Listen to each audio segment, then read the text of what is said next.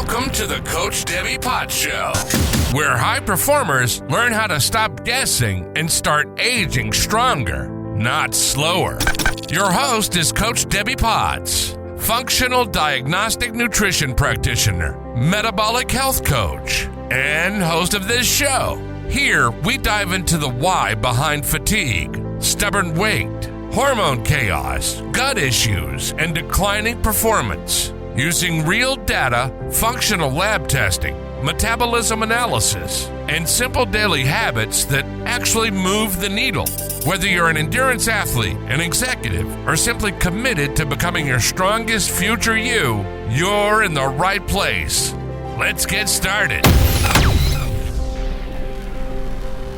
All right. I've been looking forward to talking to Dr. John Osborne. He is the one behind ClearCardio, and I did some informational podcast rabbit hole, John, before this episode to help understand what we're talking about today. And I love to have you just talk us about who you are and your mission, your why, what drives you, and what you guys do at ClearCardio. Sure, absolutely. Well, thanks again, Debbie, for having me on today. And it is really a pleasure and an honor to be able to talk about such high-level stuff, because this is, as you mentioned, incredibly important. I was at a longevity meeting a few months ago in Napa, and I was talking about, kind of what we do and cardiac imaging and all those things. And obviously the big focus there on longevity is that understanding of lifespan and health span. And you want that to overlap very, very significantly. And we don't want to, live to some good number, but really the last 20 years being a continual decline. And I just made the point very simply that you can certainly have lifespan without health span, but you can't have health span without lifespan. And so while we should do all of these things to enhance our strength, our energy, our vigorousness as we become more mature, I like to say, none of us get older. Just remember that still in the US and really globally, cardiovascular disease, strokes and heart attacks are clearly the number one killer across the globe and of course in the US as well. So if you want to think about having a very long lifespan, make sure that that's attended to as well, in addition to thinking about your health span too. You were asking, my genesis, if you will. So this is now my 29th year in practice. I started out really with a passion for preventative cardiology in my training. I got an MD, a PhD in cardiovascular physiology, wanted to train at the best place. Now, this is arguable, but I'm going to say it's the best place to train in cardiology, which is Brigham and Women's Hospital in Boston, one of the Harvard hospitals. Now they changed the name. It's now called Mass General Brigham, because the Mass General and Brigham all got linked together a number of years ago. But arguably, that's probably one of the best cardiology training programs in the world. So that was always my goal, to go and train there, because I wanted to train at the best place. And while I was there, an interesting thing occurred. So, in training for cardiology, of course, this is back in the 90s, you learn certain skill sets, right? How to do stress tests and heart caths and interventional stuff and all the things that cardiologists do.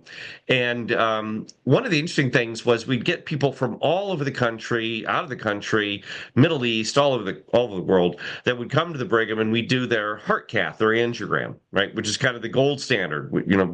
Anything else was suggestions, could be's, maybes, possiblies. The heart cath was the gold standard. So we would do the heart cath.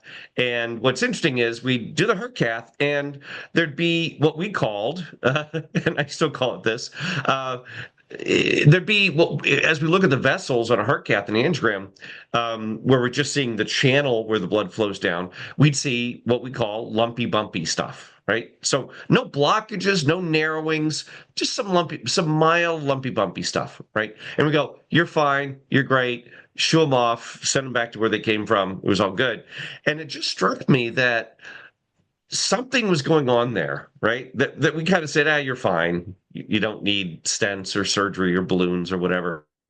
It just struck me that something was going on, and that was kind of my early genesis when I was a kid of this concept that can we detect heart disease well before we start having symptoms, chest pain, angina, that we manifest symptoms, which could be a variety of things, but that could lead up to stents, balloon surgery, mini strokes, or even worse, sudden cardiac death. In fact, a horrible but consistent statistic is roughly half of men, two-thirds of women, the first symptom of heart disease is either a heart attack or death. So the first time we detect the disease is a really bad event that could be fatal. Yeah. And when you think of it, the plaque that led up to that started 20 to 30 to 40 years prior to your first symptom, which could be a heart attack or death. And so that really was my genesis of preventative cardiology. And I will say it's kind of funny. So in the old days, the 90s, I trained in what we call non-invasive cardiology. So echocardiography, cardiac ultrasound, nuclear cardiology, stress tests, all those things. I really wasn't interested in stents. In fact, frankly, already I was going, we want to make sure people never need stents or surgery at all, right? And so I trained in non-invasive techniques, got out, moved to Texas. I've been here now 29 years. Because frankly, in Boston, people are relatively happy, relatively healthy. And so I moved to Texas because we have barbecue, smoking, and no sidewalks. Okay. So I moved to Texas because they needed me. And when I was training, I was called the non-invasive guy, right? That's what we call them. And it wasn't until probably 10 years later or so that we started to banter about this new term called preventative cardiology. And so I didn't even know what I was for about 10 years, but I really started my own training program because there really was no preventative cardiology training program or pathway or fellowship.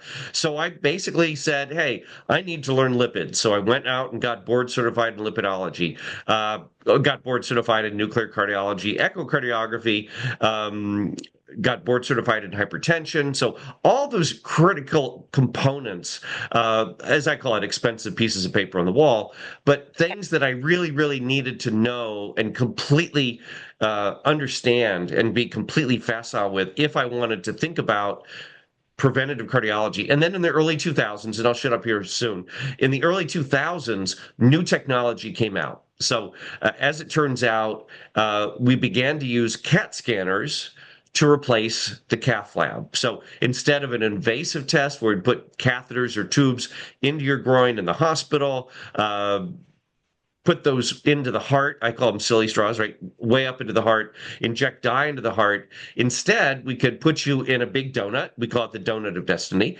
Put an IV in the arm, eliminate all the invasive aspects of it, take a test that was invasive, that might be an hour, and then convert it to something less seconds, and actually get better data, faster, safer, cheaper, better, and actually give us a huge amount of additional data that we can't get from heart cath.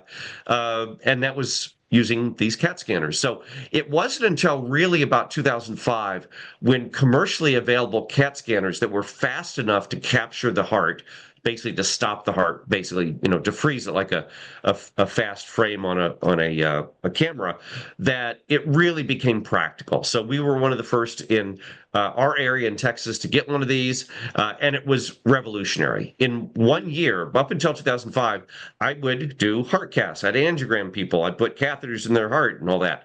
In 1 year, in 2005, we got our first CT machine, which I call now the iPhone 1. We now have the iPhone 17 version as time goes on.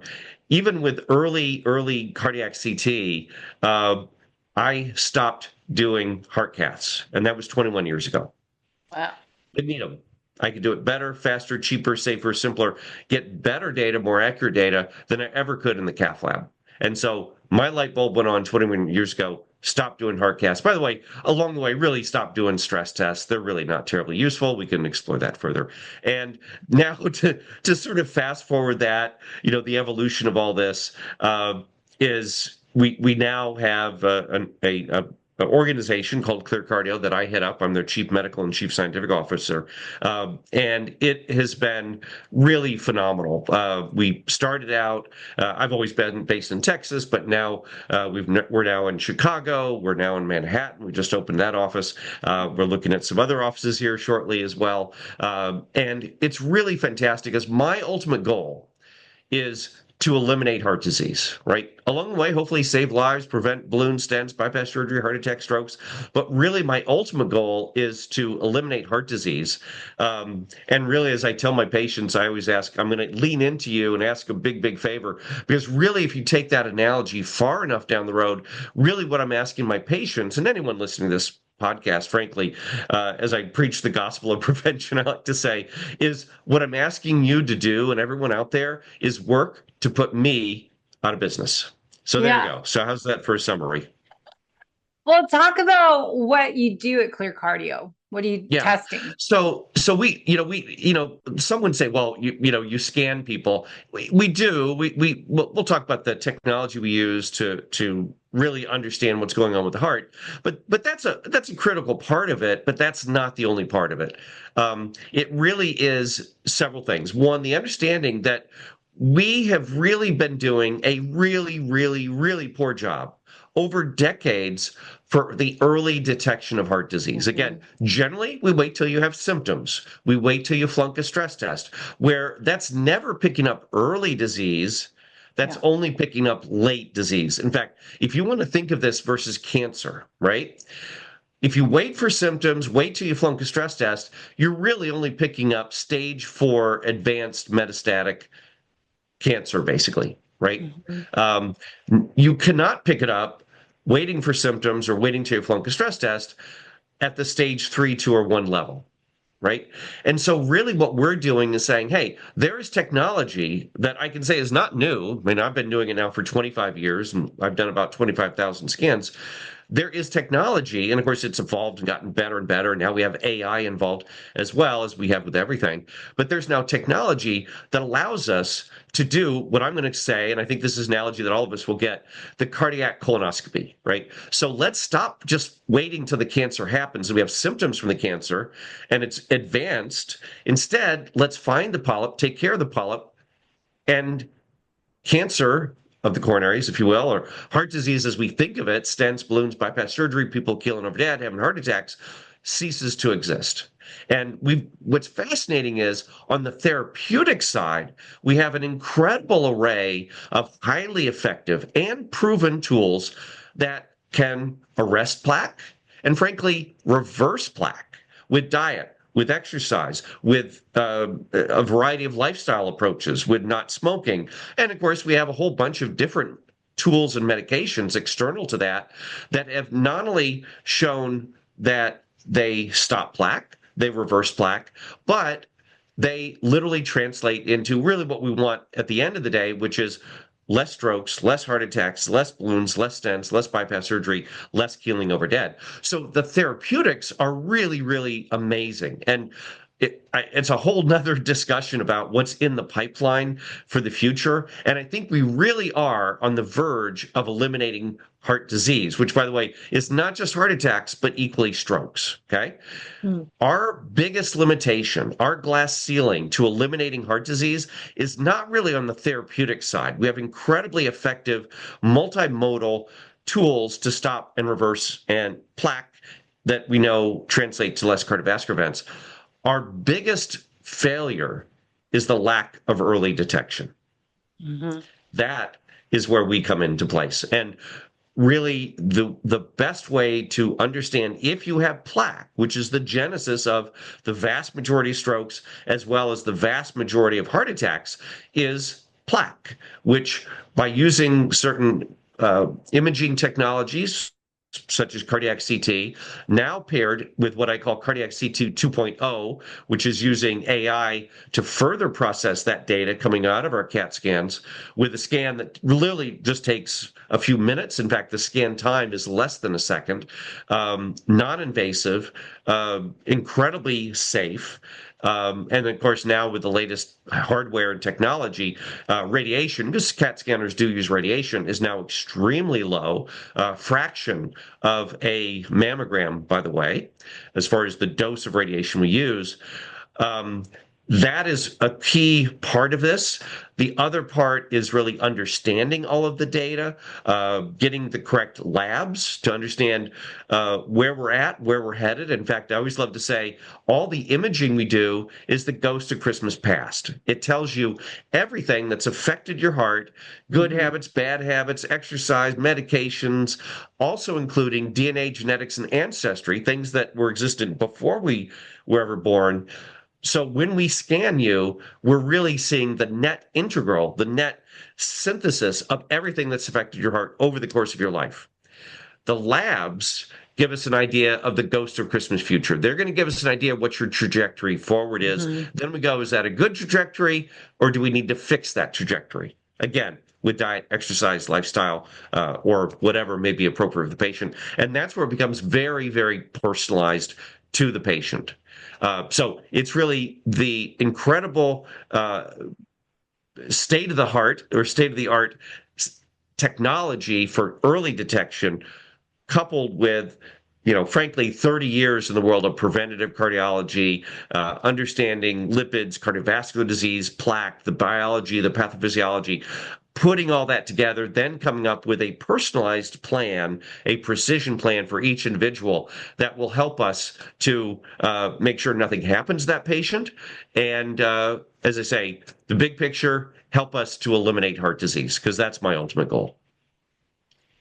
So what I hear you saying is that what we're doing now to prevent heart disease is not effective. We're too late because we're looking at the wrong things. And when it's similar to type 2 diabetes, that you could be checking your insulin for 10 years to know that you're on the road to getting diabetes. Precisely. Same with the heart attack is prevention. And that's what we are all about here, how to improve ourselves today so we're our best self in the future. So we're thriving as we get older, not struggling, and to be fit and healthy from the inside out at a cellular level.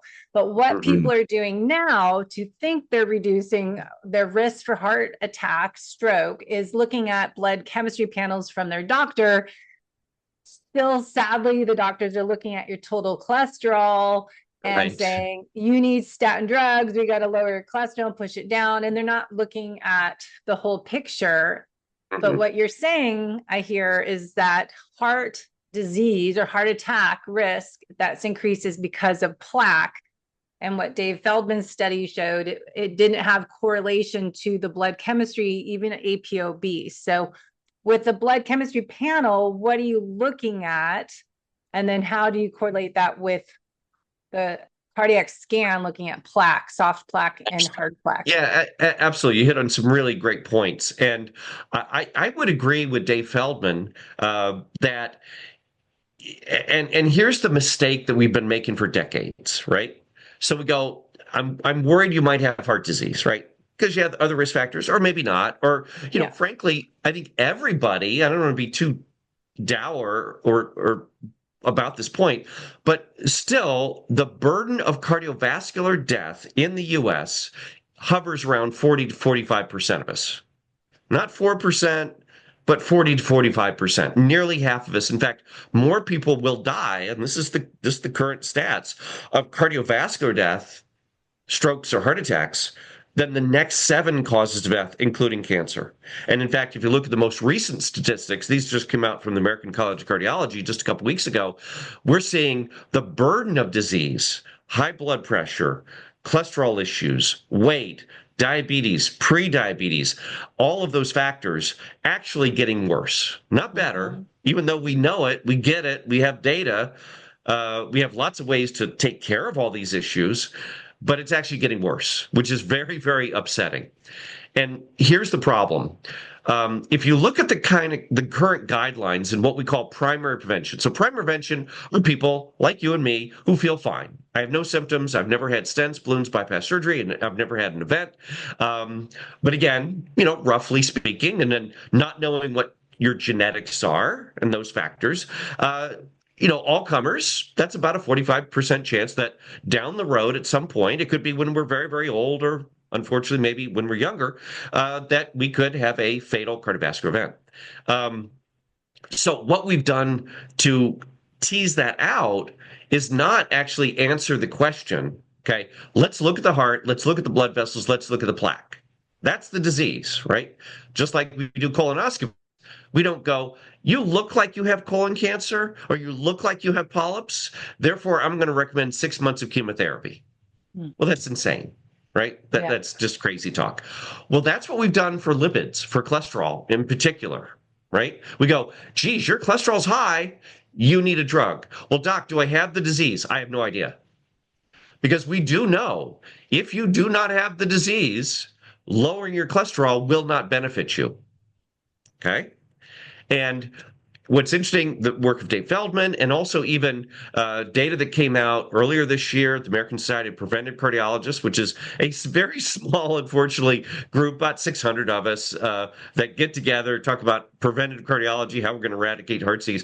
33,000 cardiologists out there. There are about 600 that are preventative. Yeah. Okay. So, and they presented data using cardiac CT coupled with AI, incredibly sensitive to detect plaque. I call it the microscope to detect plaque, showing that plaque was really not dependent upon ApoB, LDL, non-HDL, LP(a), all the usual tools we measure lipids. Those tools were just not helpful.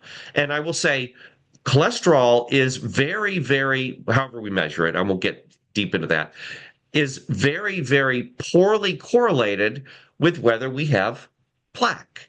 Because I will say, and this is where there may be some disagreement, but we're all scientists here, that cholesterol is the stuff that gets in our blood vessels.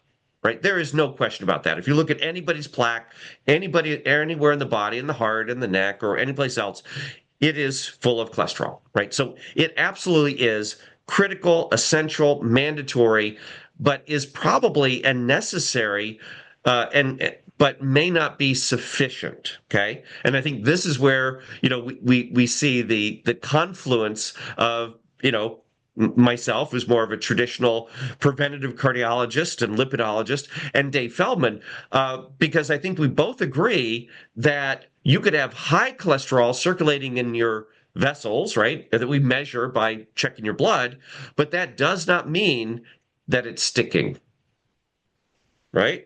Yeah. So there we get into inflammation and insulin resistance and HSCRP and all those things. So I'm going to say I think we can't agree on that point because cholesterol floating in the bloodstream won't hurt you. If it's getting and sticking in your blood vessels, that's a whole different deal. And really, we need to move from looking at risk, which is really what we've done in cardiology, right? Which again, high blood pressure, of course, family history, diabetes, smoking, amongst the big ones. Of course, that gets even more complicated as far as different kinds of cholesterol that we can talk about if you like, but I'll keep it simple now. And then we come up with these scores that say, okay, over the next 10 years, your risk of a heart attack based on these numbers is X%. Well, the problem is that only works for populations. Tells me nothing about you, right? So you, based on your genetics or lifestyle or prior lifestyle or whatever, I have no idea whether you have the disease or not. And I can show you people with high cholesterol with zero plaque and people with average and well below average cholesterol with extensive plaque. So I would argue we have to get away from maybes, could be's, possiblies using population-based tools that tell me a lot about the population, but tell me nothing about you as the individual. Which is why, getting back to my analogy, when we do colonoscopy, we do colonoscopy at a given age, everybody, right? Move from 50 to 45. It'll probably move to 40, frankly, because we're seeing younger and younger people get colon cancer. But we don't go, well, you need a colonoscopy and you don't, right? We go, no, you get to a certain age, you get it, right? Because we just can't guess who has polyps, who has cancer, and who doesn't. So we look at your colon. You have it, you don't, right? So that's the approach that we need to take for heart disease, to go, I can't tell whether you have polyps or cancers. There's no way for me looking at you. Even if I get labs, check blood pressure, blood sugar, CGMs, etc., it's still guessing. Let's just ask the key, most basic question: do you have plaque? And do that fast, quickly, safely, simply, accurately with cardiac imaging. And in fact, that's really what Dave Feldman has done with a good friend of mine, Matt Budoff, in their keto CTA trial to actually answer that question, right? Let's look at people that are apparently healthy, apparently normal. They have a wide range of cholesterol.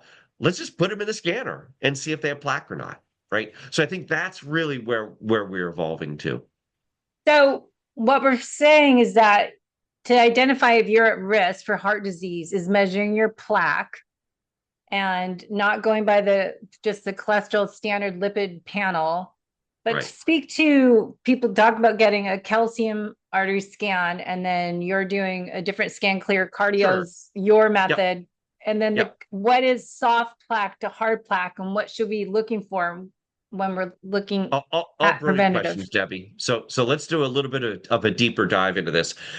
One test, which by the way, we have been doing since the 1980s, so this goes back 40 years, right, is a coronary artery calcium score. Okay. And in fact, the concept of this goes back about 2,000 years, back to the Greeks, because the term arteriosclerosis from the Greek literally translates to stone in the arteries. So thousands of years ago, realized that, as people got older in their vessels, those vessels would get hard and they get calcified, right? So that observation goes back thousands of years. In the 1980s, people go, well, wait a minute, we have these CAT scanners that really came to be in the 70s. We have these CAT scanners that are really, really sensitive at detecting things like calcium. So why don't we stick somebody in a CAT scanner and see if they have any calcium associated with the blood vessels? Because these plaques those lipid cholesterol-rich plaques, over time will turn into these calcified plaques in the vessels. So they began to do that, and guess what? We're seeing calcium in the blood vessels. So only until really the last 10 years has the concept of doing calcium scoring, or also known as a CAC, a coronary artery calcium score, or CAC, or CACs, by the way, which is, by the way, done with a CAT scanner. So that's the big donut, not an MRI machine, not the tube or the coffin, I call it, just the open donut. Very, very quick. Advantages: very cheap, very accessible, generally about $100. I've seen it as low as $43. Takes a few minutes, no prep, no IV, no fasting, and depending upon this where you're doing it, you could get immediate results, right? And if you have a non-zero, and I'll be hardcore about this, a non-zero calcium score, my friend, you have plaque. So we do get a number which measures the calcium score, how much calcium is in the heart. However, I'm going to say the only normal score is zero. We call it the power of zero. Hashtag power of zero. It's all over the interweb and social media. If you have a zero score, that prognostically is very, very good for you. It's not perfect. We'll talk about that in a moment. But it's very, very good as far as a prognosticator for a heart attack event over the next 10 years. Okay? In fact, it's better to have a zero calcium score than have a, quote, normal stress test, by far. Right? So in 2026, I would say if I were choosing a stress test, which I grew up with, and we have lots of different kinds of stress tests, but I'll just say stress tests collectively, versus a calcium score, take the calcium score every single day. It's so much more useful, cheaper, faster, simpler, easier, much less risk of a calcium than a stress test, and frankly, much more accurate to answer the question, do you have plaque or not? Zero is the only normal score. When you're doing a stress test, because I do Pinoy metabolism testing cart, more measuring your VO2 peak and your peak fat max and metabolic crossover point. But when you're doing a stress test, doctor's office, you're getting the EKG of your heart rhythm, which is the background of your picture, the EKG marker, that you're not looking at all at your plaque. You're just looking at how your heart responds to the stress of the exercise. In reality, when we do stress tests, and there's nuclear stress tests, stress echoes, there's the plain old stress tests, there's cardiopulmonary stress exercises, right? Including O2 uptake, CO2 production, anaerobic thresholds, all those, right? Yeah. the limitation of all of those is they're looking at, oxygen uptake and VO2 and all that. All this is great. The stress tests we're doing in the cardiologist office, in fact, we do 10 million nuclear stress tests a year in the US, 10 million. Very expensive, lots and lots of radiation. And I'll say upfront, you're hearing this from a preventive cardiologist, they're worthless. Okay? They're great, and I'm going to tell you what I'm going to tell my patients. So I'm willing and able to suffer the slings and arrows of outrageous fortune and the criticisms of my standard colleagues. The value of a stress test in 2026 is it's great if you lack a Ferrari, a Lamborghini, a lake house, a Cessna, or a boat. That is the value of a stress test in 2026. I stopped doing them couple decades ago. They're what useless. about the people that get AFib and have regular heart rhythms? AFib, so great question. I love to say, sometimes when I'm being snarky, I'll say, well, geez, people say, what do you do? And I love sometimes saying, well, I'm just a general contractor. I do some plumbing. I do some electrical. Okay. Everything we're talking about today with respect to plaque really has everything to do with plaque, with the plumbing, right? Mm-hmm. That's not to say you can absolutely have electrical issues like AFib. Yeah. That's kind of a separate discussion. Can there be some overlap? Yeah, but not as much as you'd expect. So I'm going to say most of what we're talking about today is really on the plumbing side. We can circle back to electrical. Yeah.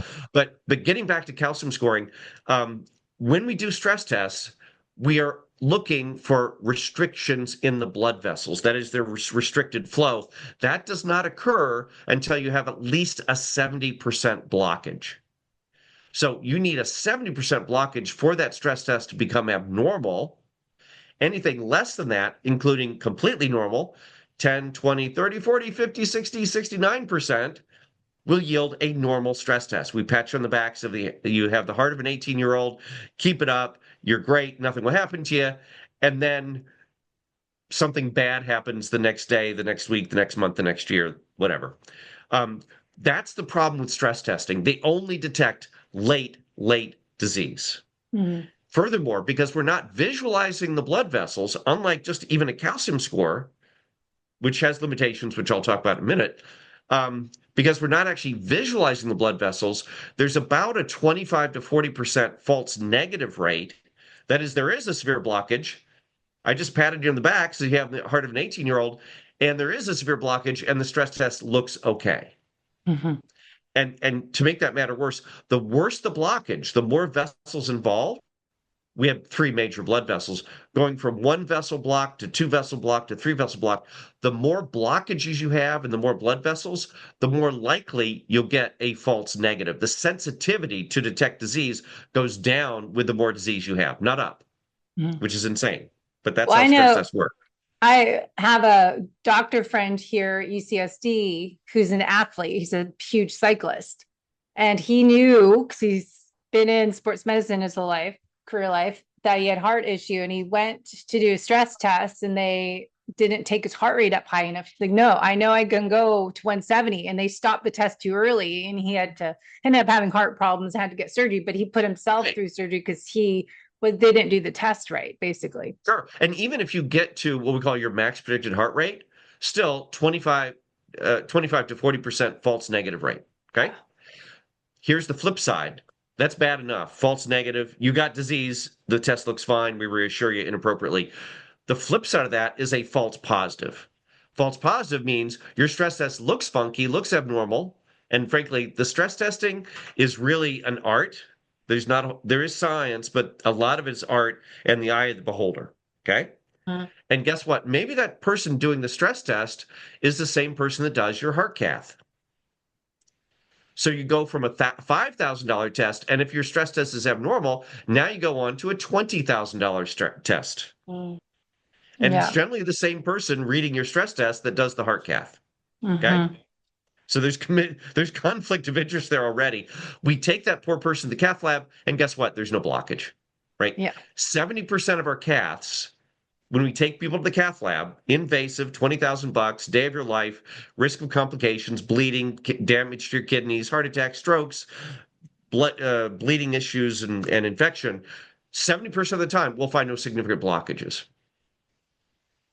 So if you want to know what your likelihood that you find a severe blockage, if you're going to the cath lab, you're already down to 30% chance, yes, right? which I want to 70% of jump the time, to. we'll do it and it looks fine. Sorry, Yeah. still $20,000. Hopefully you didn't have a complication, right? So I know it's just And sad. we So do 2.5 I know million we're of those. short.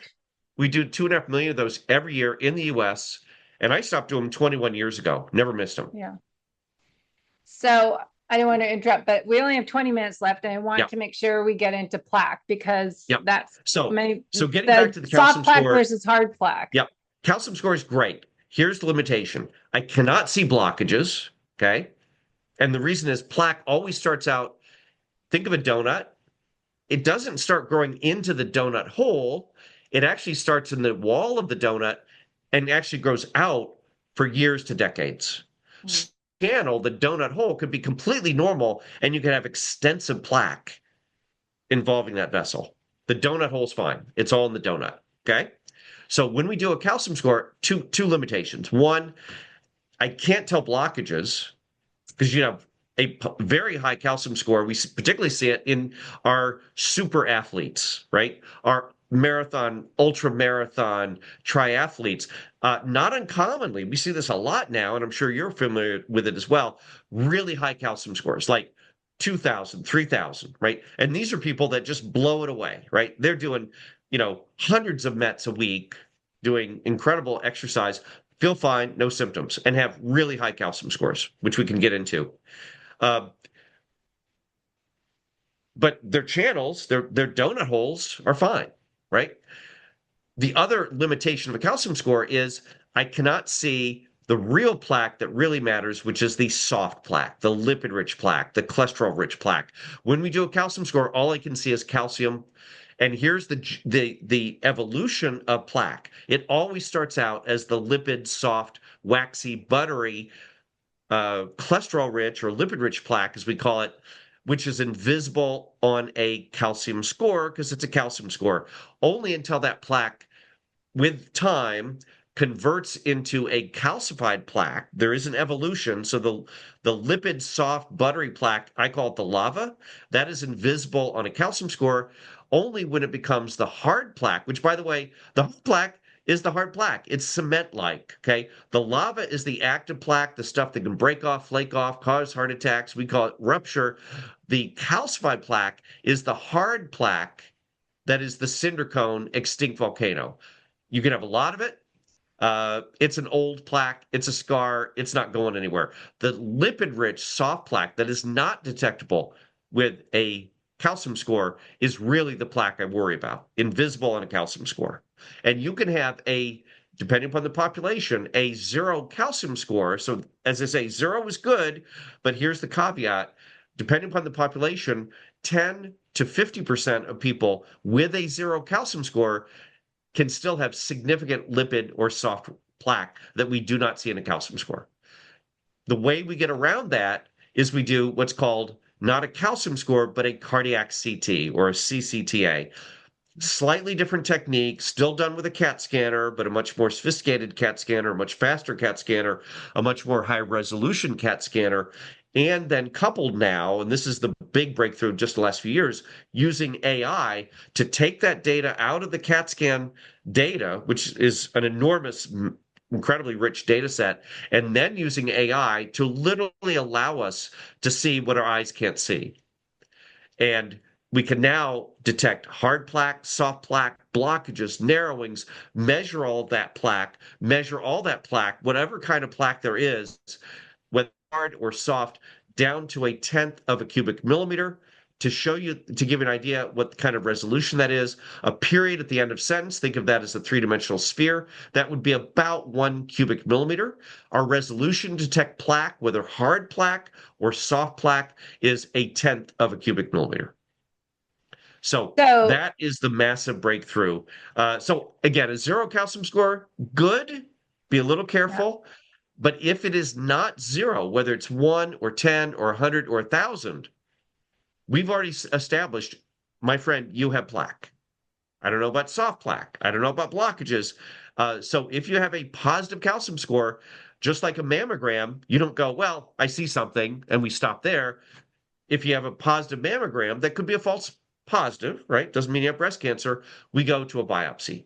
So think of the cardiac CT, and now with AI layered on top of it, as the biopsy to absolutely 100% know what's going on, how much plaque, are there blockages, are there narrowings, how much soft plaque there is, hard plaque, and the revolution with cardiac CT and AI is absolutely amazing, and it's just the data, the tools that we're deriving from that are just exploding. It's really incredible. And I tell people all the time, if they had a stress test, if they had a heart cath, they say, that's cute, it's nostalgic, it's a little quaint, it's cool 20th century technology, all that stuff should be in museums. The fact that we're still doing it 26 years into the new millennium absolutely blows my mind, because we have tools that are better, faster, cheaper, safer, faster, that answer the question far better than any of those old legacy tests that we did back in the 20th century. And yet we're still doing 10 million nuclear stress tests a year at thousands of dollars per test, 2.5 million heart caths that I stopped doing 21 years ago at about $20,000, and they don't give you nearly the data, the accuracy of a test that costs a fraction of that money, with none of the risk and none of the complications, and dramatically faster. And it's a one-stop shopping, right? You get all this done in one very, very quick test. There's no, you had an EKG, you had symptoms, you get a stress test a few weeks later, then you get a heart cath, and months later, thousands and thousands of dollars, you go, you're fine. And even then, you could have significant plaque in your donut itself, right, in the wall, and still have a normal heart cath. So if you are a middle-aged endurance athlete who's done a lot of exercise for years, that I would think could have more risk based on some information. I've been looking at endurance athletes and heart health. And then plus or separate, you have genetics. If we look at genetic blueprints that I say, there's a company I've been working on their program 3x4, and looking at your genetics. My dad passed away partially from heart attack that he had earlier, and his grandfather, or his father, my grandfather, had a heart attack. So those people, we're more at risk. If you're more at higher risk factors, because why I'm sharing this, because we think we're fit and healthy on the outside, but absolutely lifestyle habits, we might be good, but we do a little too much of things that are not so healthy. So those in that category, should we be doing this test once a year, twice a year? And what's the cost? Yeah, no, it's great. So we've actually worked all of this out. We published this paper in the American Journal of Medicine. I think it was March of 22, I believe. So with AI, I call it the microscope, to really understand, detect plaque and all those things, literally stuff that we cannot see, or just frankly beyond us to be able to quantify like we do with AI now. If you are normal, we have no plaque. And I'll tell you some little bit stressful news. Using AI, the microscope applied to cardiac CT, only 1% of us have no plaque. 99% of us have plaque. Whether we're couch potatoes, have horrible lifestyle, or cholesterol never passes our lips, we're vegan, we eat bark and berries, and we do, hundreds of mets a week, right? 1% of us will be zero. The rest of the 99% of us mere mortals, we have staging, just like cancer, stage 1, 2, and 3, based on how much plaque you have. And what's fascinating across those other three stages, stage 1, 2, and 3, stage 3, severe, a third of our patients getting in the machine, into our CT machine for the first time, I feel fine, no symptoms. I like to say normal stress test last week. A third of our patients will actually have stage 3 disease the first time we ever scan them. And generally, these people are doing everything that everyone would ask them to do. They eat right, exercise, don't smoke, stay height proportionate, do all those things. So genetics play a big role. Here's the problem. And I'll just be honest with you. I do not trust genetics, because then we're back to risk. Could be, maybe, possibly, right? We got to get over risk, whether we're looking at cholesterol, whether we're looking at genetics, that tells us about risk. Okay. That's all we've had and what we've used for the last 40 years that has led to the fact that cardiovascular disease still is the #1 killer of Americans, right? What we need to do is change from risk to disease. We need to detect disease because there's so many variables there. Diet, exercise, maybe too much exercise, heaven forbid, right? Genetic factors, non-genetic factors, lifestyle, air pollution, right? An array of factors that is almost impossible, even with a supercomputer, to fully understand in an individual. But we don't have to do that. We just put you in the machine, look under the hood, do your cardiac CT, use AI. That tells us exactly the net impact upon all these variables. Then we use the labs and of course lifestyle, et cetera, to then plot a trajectory. If we do have plaque, how are we going to stop it and reverse it? Right. So this whole thing of like guessing, maybes, could be's, it is so intrinsic to the diagnosis, the historical diagnosis of heart disease is risk-based, but risk is risk. It tells me nothing about whether you have it or not. It's risk. Yeah. So we got to get over risk, possibilities, maybes, could be's, right? Because we don't have to anymore. You get in the machine, we look under the hood. That's it. There is no more risk. Okay. You got it, so, you don't. It's binary. It's zeros and ones. Let's jump, because I want to make sure we get this in because it's really important. If you have soft plaque, what are the solutions? Yeah. So obviously the foundation of the pyramid of prevention, right? The base of that is always lifestyle, right? Obviously no tobacco, regular exercise, Mediterranean diet. I say that because that has the best data behind it. You could talk about diet all day long, but I will say right now in 2026, that has the best data on weight loss, diabetes prevention, mortality reduction, cardiovascular risk reduction. So I'll say the DASH diet. If you have high blood pressure, there's the variant of that, which is a phenomenal diet called the DASH diet, which is the Mediterranean diet, but added to that low sodium coupled with dairy, right? In fact, the DASH diet in patients with hypertension, high blood pressure, lowers blood pressure by about the same as me giving you a pill. Yahoo. So, and then again, pollution is a big deal. There's a huge literature on that. We're difficult to prophylax against, frankly. But it's lifestyle, which is the pyramid of this, right? Then that's where labs come into play. Looking to understand your lipid profile, which is too deep for us to talk about now. High blood pressure, terribly underdiagnosed, undertreated, terribly undercontrolled. That always is part of that. Insulin resistance, diabetes, prediabetes, absolutely critical to this. Inflammation using markers such as hsCRP and others, but hsCRP has the biggest data behind it. And so those are some of the variables, and then other labs. Renal function, kidney function, absolutely critical. As I tell people, I'm really in the pipes, pumps, and filters business, because the kidney function, absolutely critical to cardiovascular events, cardiovascular disease, and risk as well. So really understanding that. And then once we fully understand, once we know you have plaque, then we say, here are the factors we need to go after, looking at your labs, diet, exercise, lifestyle, and then coming up with a very personalized approach to that individual that goes after the relevant levers, the factors that are relevant in this person. Here's the thing. Historically, we would get these massive lab panels. People still do this, right? And generally what happens, and I'm sure many of your listeners can vouch for this, you get, hundreds of labs later, few $1,000s, right? You think, man, I know everything about me, okay? Here's the issue. You get the greens, the reds, and the yellows, right? You'll have the greens, good, reds, bad, yellow, right? And really what I'm trying to get at, if our question is, do you have heart disease and what do we do about it, is, okay, I get the greens, I get the reds, I get the yellows, okay?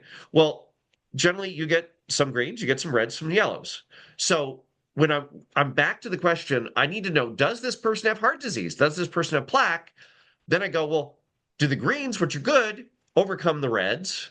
Or did the reds overcome the greens? I don't know what to do with the yellows. And I just drew a bunch of blood, 16 tubes later, spent a few $1,000s, and I have not advanced my knowledge whether you have plaque or not. Right? Now, those tests are useful once I know you have plaque. Once I know you have plaque, guess what? If, let's say, you have plaque, the reds win, the greens didn't help, we go after the reds. If Hmm. I do the test, you do not have plaque, guess what? The greens won. Yahoo. Who cares about the reds? So how do you involve nitric oxide into this formula? Well, a great question. So, by the way, my PhD work was in nitric oxide back in the 1980s. So I've always been very, very interested in that. So absolutely, nitric oxide, absolutely fantastic. A lot of the things that we do dietary wise, increasing arginine, and other vitamins and supplements, beets, for as an example, may help us to make more nitric oxide. Interestingly, we have drugs that increase nitric oxide levels. We use them all the time. They're called the PDE5 inhibitors, known as Viagra and Cialis, and there's also other drugs that enhance nitric oxide. Uh, uh, uh, in our body that we use for heart failure that are FDA approved to treat heart failure and other rare conditions such as pulmonary hypertension. So we do use those therapeutically all the time.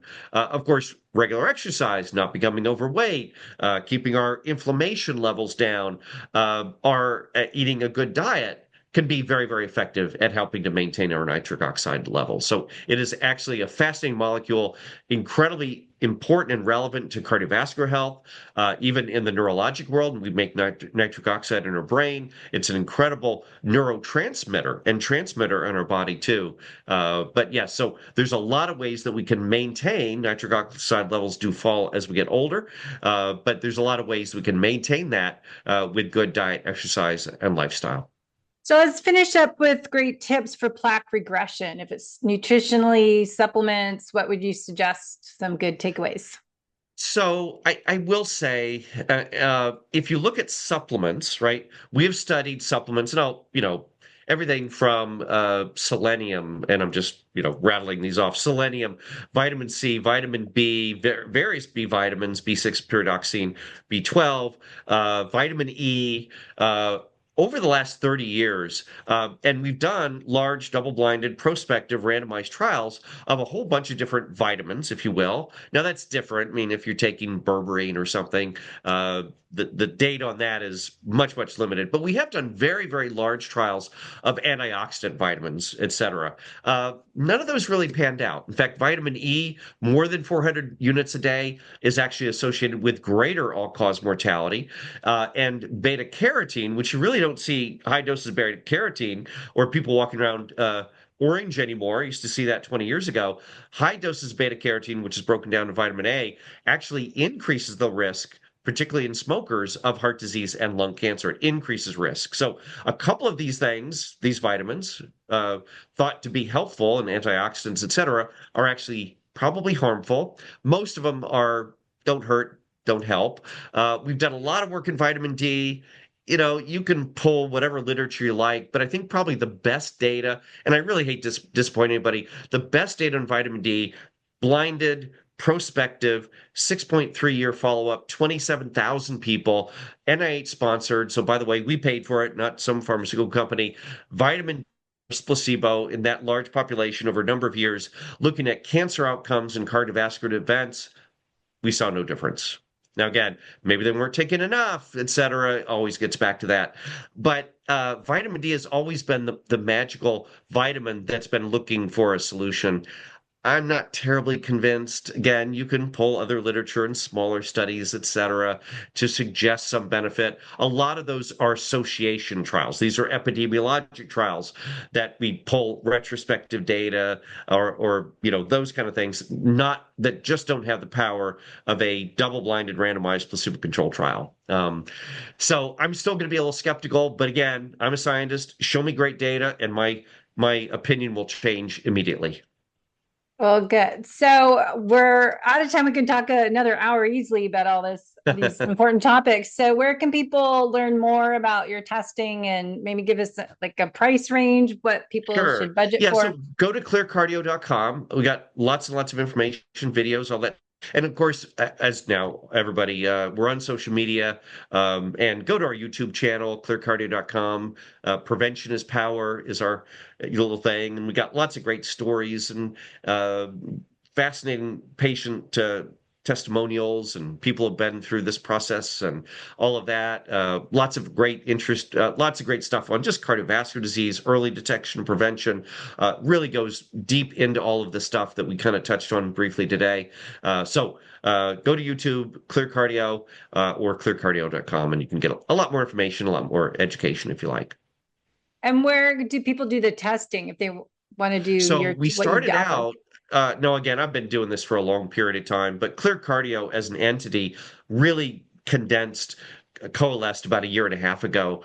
We started in Dallas. That's where our main center is. But now we're in Chicago. We just opened up in New York, and we'll be opening up some other centers here very shortly. So my staff says don't say this, but I can't help it. We really are following the cancer approach to really getting this technology out to everybody and accessible to everybody. Yeah. So I'm going to say we're widely metastatic and locally invasive.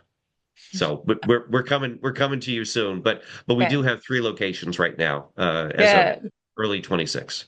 All right. Well, hope you get over to California soon. Oh, we will. Don't worry. We'll be in touch. All right. Well, thanks so much for your knowledge and your training and following that mission. It's pretty impressive. We need more help to prevent heart disease, as it happens way too many times. People get heart attacks when they shouldn't have to have that happen. Well, let's vow to eliminate heart disease. So join the club, please. Yes, easily. Thank you. Thanks for listening to the Coach Debbie Potts Show. If today's episode sparked a light bulb moment, that's your sign to stop guessing and start building your personalized future you blueprint. You can learn more or book a discovery call at www.debbiepotts.net. Be sure to follow the show on YouTube, Instagram, and Facebook. Just search Coach Debbie Potts. 2 T's. If this episode helped you, please subscribe, rate, and review. It's how we help more people age with strength, energy, and clarity. Until next time, remember, age is inevitable. How you age is not.